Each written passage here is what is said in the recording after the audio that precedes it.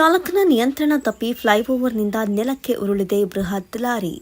ಗೌರಿಬಿದನೂರು ನಗರದ ಆಚಾರ್ಯ ಶಾಲೆ ಬಳಿ ತುಮಕೂರು ಕಡೆಯಿಂದ ಬರ್ತಾ ಇದ್ದ 12 ಚಕ್ರದ TN 2459 ನಂಬರಿನ ಲಾರಿ ನಗರದ ಕೆಇಬಿ ಬಳಿ ಕಾರಿಗೆ ತಗುಲಿಸಿಕೊಂಡು ಬಂದಿದ್ದು, ಅಲ್ಲೇ ಇದ್ದ ಸಾರ್ವಜನಿಕರು ಲಾರಿ ನಿಲ್ಲಿಸುವಂತೆ ಹೇಳಿದಾಗ ಗಾಬರಿಗೊಂಡ ಲಾರಿ ಚಾಲಕನು ರೈಲ್ವೆ ಮೇಲ್ಸೇತುವೆ ಮೇಲೆ ವೇಗವಾಗಿ ಬಂದ ಕಾರಣಕ್ಕೆ ನಿಯಂತ್ರಣಕ್ಕೆ ಬಾರದ ಲಾರಿ ಮೇಲಿಂದ ಕೆಳಕ್ಕೆ ಬಿದ್ದಿರುವ ಘಟನೆ ಸಂಭವಿಸಿದೆ.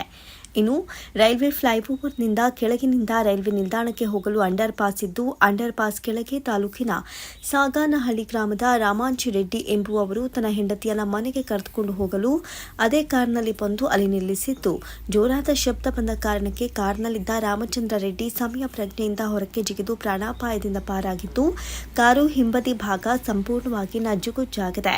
ಇನ್ನು ಘಟನೆ ತಿಳಿದು ಸ್ಥಳಕ್ಕೆ ಗೌರಿಬಿದನೂರು ನಗರ ಠಾಣೆಯ PSI ಗೋಪಾಲ್ ಮತ್ತು ಸಿಬ್ಬಂದಿ ಭೇಟಿ ನೀಡಿ ರಸ್ತೆಯಲ್ಲಿದ್ದ ಲಾರಿಯನ್ನ JCB ಮುಖಾಂತರ ತೆರವುಗೊಳಿಸಿ ಪ್ರಕರಣವನ್ನು ದಾಖಲು ಮಾಡಿಕೊಂಡಿದ್ದಾರೆ.